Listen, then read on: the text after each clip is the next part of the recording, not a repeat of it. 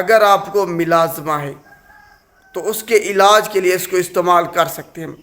اب ملازمہ کیا ہے یہ آپ کا جاننا بہت ضروری ہے۔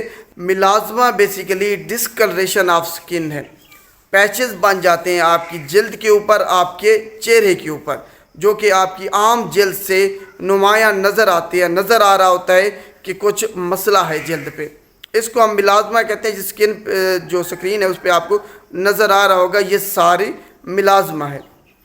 اب دیکھتے ہیں کہ ملازمہ کی وجوہات کیا ہیں۔ ملازمہ کی وجوہات میں سب سے پہلے وراثت آتی ہے کہ جینیٹیکلی آپ کی آباء و اجداد سے جو جینز آپ کو ملی ہیں، کیا آپ کے آباء و اجداد کا سن لائٹ سے ایکسپوجر زیادہ تھا، سورج میں وہ زیادہ نکلتے تھے، کام کرتے تھے، جس کی وجہ سے ان میں جو میلانن کی پروڈکشن ہے وہ زیادہ ہے۔ آج ہم فلائٹرو کریم اس کے بارے میں تفصیلاً گفتگو کریں گے۔ سب سے پہلے اس کی کمپوزیشن دیکھ لیتے ہیں۔ اس کے اندر 3 ڈرگز شامل ہیں۔ ایک ہے ہائیڈروکوئنون، جو کہ ہر 1 گرام کے اندر 4% ویٹ اوور ویٹ کے حساب سے ہے۔ دوسری ڈرگ اس کے اندر فلوسینولون ہے، جو کہ 0.01% ویٹ اوور ویٹ کے حساب سے ہے۔ تیسری ڈرگ اس کے اندر ٹریٹینائن ہے، جو کہ 0.05% ویٹ اوور ویٹ کے حساب سے ہر گرام میں شامل ہے۔ اب دیکھتے ہیں کہ اس کو کس مقصد کے لیے استعمال کیا جا سکتا ہے۔ اگر آپ کو ملازمہ ہے تو اس کے علاج کے لیے اس کو استعمال کر سکتے ہیں۔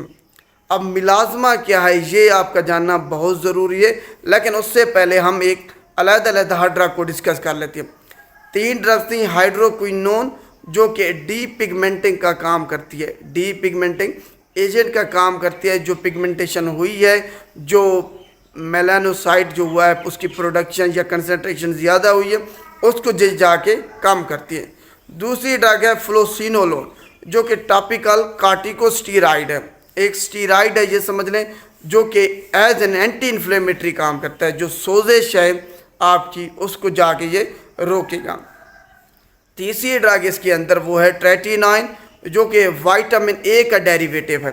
تو یہ جا کے آپ کی جو پرانی جلد ہے، متاثرہ جلد ہے، یا جو تہ ہے، یہ اس کو جا کے ریموو کر دے گی، جس کی وجہ سے نئی جلد آپ کی پھر آئے گی۔ یہ پرانی جلد جو متاثرہ جلد ہے اس کو یہ اتار دے گی۔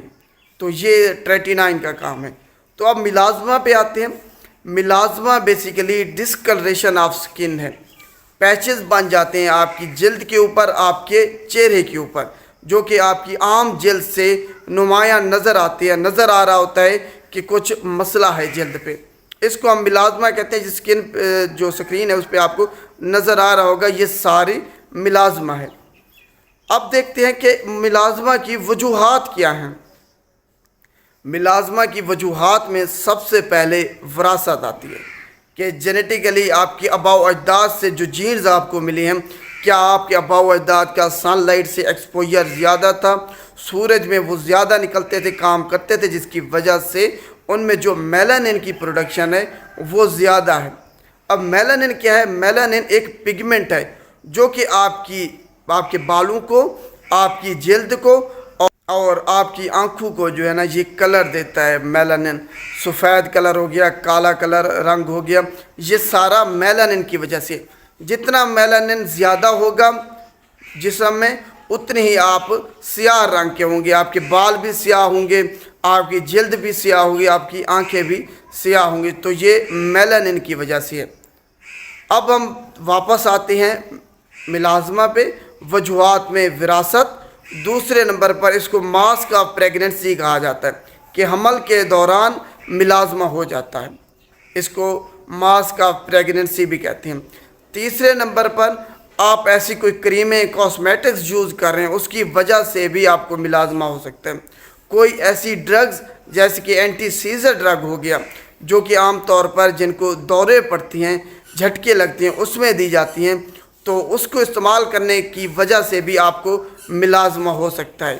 الٹرا وائلٹ ریڈیشن، یا پھر اگر آپ ہارمونل تھراپی آپ کی چل رہی ہے، خاص طور پہ جو عورتیں وقفہ کرتی ہیں اور اس میں وہ سنتھیٹک ہارمونز یوز کرتی ہیں، ٹیبلٹ یوز کرتی ہیں، تو اس سے بھی ہارمونل چینجز کی وجہ سے ملازمہ ہو سکتا ہے۔ تو یہ ملازمہ کی ساری وجوہات ہیں۔ عام طور پر ملازمہ خود بخود ختم ہو جاتا ہے، کسی بھی قسم کی میڈیکیشن کی ضرورت نہیں پڑتی۔ ملازمہ عمومی طور پر اگر حمل کی وجہ سے تھا تو جیسے ہی ڈلیوری ہوگی تو ملازمہ خود بخود جو چند ہفتوں میں ختم ہو جائے گا۔ لیکن بعض اوقات ملازمہ کی اگر کوئی اور وجوہات ہیں، پریگننسی نہیں ہے، تو ساری زندگی بھی ملازمہ رہتا ہے، تو اس کے علاج کے لیے پھر اس کریم کو استعمال کیا جا سکتا ہے۔ اب دیکھتے ہیں کہ کون لوگ اس کو استعمال نہیں کر سکتے۔ وہ لوگ جن کو الرجی یا ہائپر سینسٹیوٹی ہے اس کے کسی انگریڈینٹ سے، وہ اس کو استعمال نہیں کر سکتے۔ حاملہ خواتین اس کریم کو استعمال نہیں کر سکتی۔ دودھ پلانے والی مائیں اس کریم کو استعمال نہیں کر سکتی، ہرگز استعمال نہیں کر سکتی۔ اس کے علاوہ بچے اس کریم کو استعمال نہیں کر سکتے۔ وہ لوگ جن کی سکن پہ ایکنی ہے یا پھر کوئی انفیکشن ہے وہ بھی اس کو استعمال نہیں کر سکتے۔ اب دیکھتے ہیں کہ اس کو لگانے کا طریقہ کیا ہے۔ اصل چیز یہی ہے کہ اس کو استعمال کیسے کرنا ہے، یہی لوگ غلطی کرتے ہیں جس کی وجہ سے ان کو فائدہ نہیں ہوتا بلکہ الٹا نقصان ہو جاتا ہے۔ ڈرگز میں نے آپ کو بتائی ہیں جو 3 اس کے اندر تھی۔ لگانے کا طریقہ یہ ہے کہ آپ نے اس کو صرف رات کو استعمال کرنا ہے اور دن میں صرف ایک بار استعمال کرنا ہے۔ رات کو سونے سے آدھا گھنٹہ پہلے آپ نے منہ کو اچھے طریقے سے صابن وغیرہ سے کسی کلینسر سے دھو لینا ہے، اس کے بعد اس کو خشک کر لینا ہے۔ خشک کرنے کے بعد آپ نے کریم کو لگانا ہے اور اس کو رب نہیں کرنا، آپ نے زیادہ اس کو جو ہے نا رب نہیں کرنا، آرام آرام سے آہستہ سے لگانا ہے۔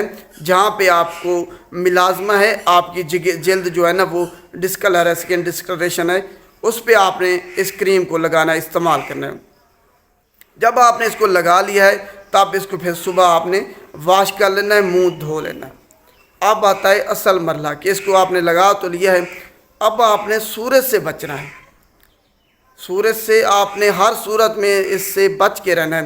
اگر آپ سورج میں نکلے، دھوپ میں نکلے، آپ نے کوئی سن سکرین استعمال نہیں کی، کوئی سن بلاک استعمال نہیں کیا، کوئی ہیٹ استعمال نہیں کی، تو جو آپ کی تھراپی ساری چل رہی ہے وہ ساری ختم ہو جائیں گی اور میلانن جو پروڈکشن ہے وہ دوبارہ سٹارٹ ہو جائے گی۔ تو آپ نے اس کریم کو جب لگانا ہے تب آپ نے سن بلاک کا استعمال کرنا ہے۔ اگر آپ کوشش کریں کہ دھوپ میں نہ نکلے۔ اگر آپ کا ایسا کام ہے کہ آپ کو دھوپ میں نکلنا پڑتا ہے کام کرنے کے لیے، روزی کرنے کے لیے، تب آپ نے دھوپ میں جو نکلنا ہے تب سن بلاک کا، سن سکرین کا استعمال کرنا ہے اور ہیٹ آپ نے استعمال کرنی ہے۔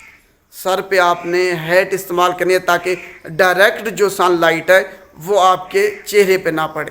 اور 4 ہفتے سے پہلے ہی اگر آپ نے ان ساری چیزوں پہ عمل کیا، دھوپ سے بچیں اور کریم کو آپ ریگولرلی استعمال کرتے رہے، تو آپ کو 4 ہفتوں سے پہلے ہی رزلٹ ملنا شروع ہو جائیں گے۔ اور جب آپ کا ملازمہ ایک دفعہ ختم ہو جائے تو اس کو آپ نے ڈسکنٹینیو کر دینا ہے، ختم کر دینا ہے اس کریم کو استعمال کرنا ہے، کیونکہ اس کے اندر ایک طاقتور اسٹیرائڈ ہے جو کہ آپ کو فوائد سے زیادہ نقصانات دے سکتا ہے۔ نقصانات کے بارے میں آگے بات کرتا ہوں۔ تو آپ نے اس کو بند کر دینا ہے، اگر دوبارہ ملازمہ آئے تو دوبارہ سے یہی کریم استعمال کرنا شروع کر دینی ہے۔ تو اب ہم ایڈورس ڈرگ ریئیکشن، اس کے مضر صحت اثرات کے بارے میں بات کرتے ہیں۔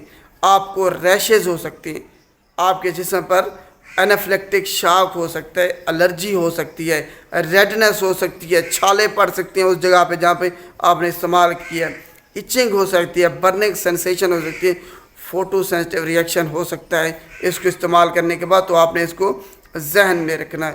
اور ایک خطرناک جو اس کے ایڈورس ڈرگ ریئیکشن ہے وہ ہے ہائپوتھیلمک پیچوٹری ایڈرینل ایکسس سپریشن، جس کی وجہ سے جو گلوکوکارٹیکائڈ ہے اس کی انسفیشنسی ہو جاتی ہے، جس کی وجہ سے آپ کو تھکاوٹ ہوتی ہے، آپ چل پھر نہیں سکتے، آپ کی جو بلڈ گلوکوز لیول ہے وہ زیادہ ہو جاتا ہے، پیشاب میں آپ کے گلوکوز جانا شروع ہو جاتا ہے۔ اگر آپ کو اس طریقے سے کچھ بھی علامات نظر آئیں کہ آپ کی جو گلوکوکارٹیکائڈ انسفیشنسی ہو رہی ہے یا پھر آپ کو ہائپوتھرمک پیچوٹری ایڈرینل جو ہے نا ایکسس سپریشن ہو رہا ہے، تب آپ نے اس کا استعمال بند کر دینا ہے۔ اگر آپ کو فوری طور پر ریشز جسم پہ اس کو استعمال کرنے کے بعد نظر آنا شروع ہو جائیں، الرجی ہو جائے، کوئی انافلیکٹک شاک ہو جائے، تب بھی آپ نے قریبی سرکاری ہسپتال سے لازمی رجوع کرنا ہے، آپ کی جان کو خطرہ ہو سکتا ہے اس کو استعمال کرنے کے بعد۔ تو یہ اس کے مضر صحت اثرات ہیں۔ امید ہے آپ کو اس کریم کے بارے میں تفصیلاً سمجھ آ گئی ہوگی کہ کس مقصد کے لیے اور خاص طور پہ اس کو استعمال کرنے کا طریقہ کیا ہے۔ شکریہ۔